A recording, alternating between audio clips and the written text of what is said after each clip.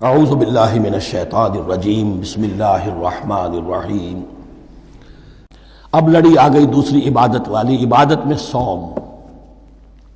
جہاں تک نماز کا ذکر ہے تو وہ تو مکی صورتوں میں اس کا بے تحاشا مرتبہ ذکر موجود ہے، لیکن یہاں جو ہے معاملہ صوم، اس سے پہلے مکی دور میں صوم کا کہیں کوئی تذکرہ ہی نہیں، نہ عربوں میں اس کا رواج تھا۔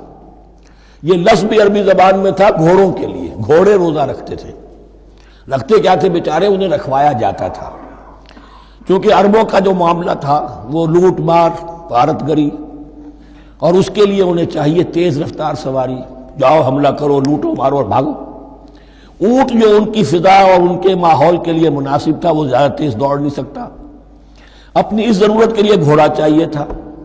گھوڑے میں عرب کا سخت موسم برداشت کرنے کی عادت نہیں، نازک جانور ہے، وہ پیاسا تو نہیں رہ سکتا 7 دن تک جیسے کہ اونٹ رہ سکتا ہے، بھوکا نہیں رہ سکتا، وہ لو کے تھپیڑے نہیں برداشت کر سکتا، لہذا عرب اس کو رکھواتے تھے روزہ۔ کھانا پینا بند کیا اور اس کے جو ہے منہ کر کے کھڑے ہو گئے جب گرم تیز ہوا چل رہی ہے، خود تو اپنے آپ کو لپیٹ لیا اپنے گھٹنے میں، گھترا کہلاتا ہے وہ جو بھی کپڑا اوپر ہوتا ہے، اور وہ اس گھوڑے کو جو ہے وہ ساری آگ اس پر برس رہی ہے تاکہ اس میں عادت پیدا ہو جائے جھیلنے کی، برداشت کرنے کی۔ تو جنگ کے موقع پر کہیں یہ دغا نہ دے جائے، اگر یہ ہمت ہار گیا تو اس کا تو کیا کیا جائے گا، تو اصل میں سوار ہے جو مارا گیا۔ یہ روزہ ان کے ہاتھ تھا، لیکن جب حضور آئے مدینے میں تو یہاں یہود میں روزے کا رواج تھا۔ وہ ایک تو عاشورہ کا روزہ رکھتے تھے، اس لیے کہ وہ تاریخ تھی جس میں کہ نجات ملی تھی بنی اسرائیل کو فرعونیوں سے۔ پہلے یہ کہ ہر مہینے میں 3 روزے، اب اگر 30 کے 30 روزے ایک ہی مہینے میں فرض کر دیے گئے ہوتے اور وہ ہوتے جون جولائی کے تو جان نکل جاتی۔ بہترین تدبیر یہ کی گئی ہر مہینے میں، اور یہ موسم سارے آ رہے ہیں اس میں۔ پھر کچھ عرصے کے بعد یہ رمضان کا روزہ فرض کیا گیا۔ پہلا جو روزہ تھا 3 دن کا، اس میں یہ بھی تھی اجازت کہ جو اگر مسافر نہیں ہے، بیمار بھی نہیں ہے، طاقت رکھتا ہے روزہ رکھنے کی، پھر بھی روزہ نہ رکھے تو اس کا فدیہ یہ ہے کہ 1 مسکین کو کھانا کھلائے۔ علی الاطلاق تھا یہ۔ جب رمضان کے روزے کی فرضیت ہو گئی تو اب یہ فدیہ نہیں ہے، البتہ حضور نے اس کو باقی رکھا ایسے شخص کے لیے جو بہت بوڑھا ہے، یا کوئی خاتون بہت بوڑھی ہے برداشت نہیں کر سکتی، یا کوئی بیمار ہے، کسی سخت ایسی بیماری میں ہے کہ روزہ اس کے لیے جان کے لیے ہلاکت کا اندیشہ ہو سکتا ہے، اس کے لیے فدیہ برقرار رکھا۔ عام طور پر صحت مند شخص جو مسافر بھی نہ ہو اس کے لیے یہ رعایت ختم ہو گئی۔ یہ ہے ان آیات کی تعبیر جس پر میں پہنچا ہوں، اور بہت پہلے پہنچ گیا تھا، لیکن چونکہ اکثر مفسرین نے یہ بات نہیں لکھی ہے تو میں جھجکتا رہا، لیکن بعد میں مجھے معلوم ہوا کہ مولانا انور شاہ کاشمیری رحمۃ اللہ علیہ کی رائے یہی ہے، تو مجھے اعتماد ہو گیا۔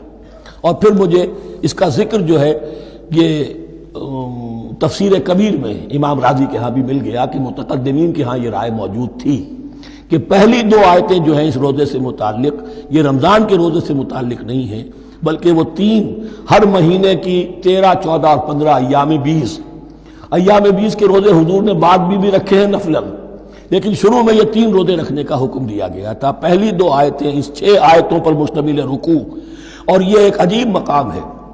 قرآن مجید کے احکام بہت دفعہ ہے، نماز کے احکام قرآن میں بہت دفعہ ہیں، کہیں وضو کا ہے، کہیں تیمم کا ہے، کہیں اور نماز خوف کا ہے، مختلف جگہوں پر، لیکن صوم کی عبادت پر یہ 6 آیات کامل ہیں، مکمل ہیں، اس کی حکمت، اس کی غرض و غایت، اس کے احکام سب کے سب اس میں آ گئے۔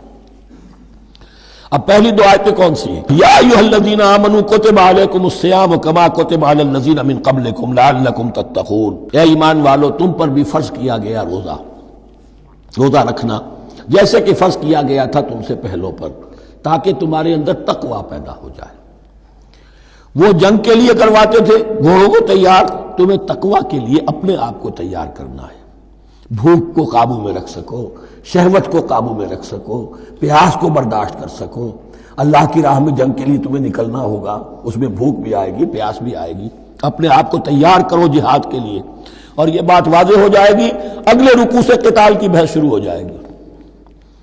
روزے کی یہ گفتگو ہو رہی ہے تمہیداً قتال کے لیے، جیسے گھوڑوں کو تیار کیا جاتا تھا، صوم رکھوایا جاتا تھا قتال کے لیے۔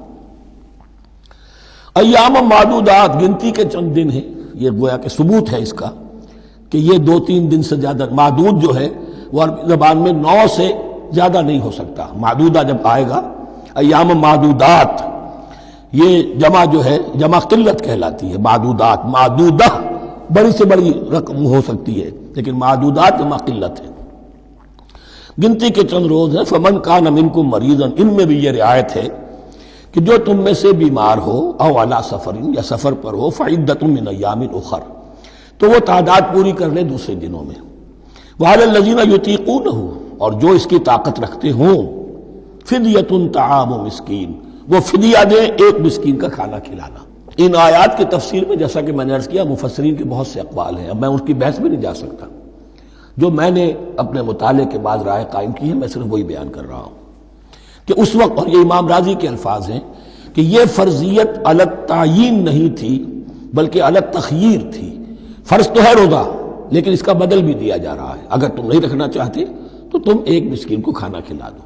تو گویا کہ تدریجاً انہیں لانا تھا، چونکہ اس بات کے وہ پہلے سے عادی نہیں تھے.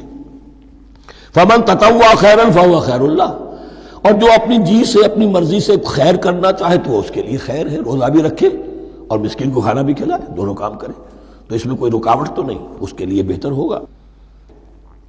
وَأَن تَصُومُوا، اور دیکھو اگر روزہ رکھو، خیر لکم ان کنتم تعلمون، یہ تمہارے لیے بہتر ہے اگر تم جانو. اب یہاں بھی ایک طرح کی رعایت کا انداز ہے. صدق اللہ العظیم.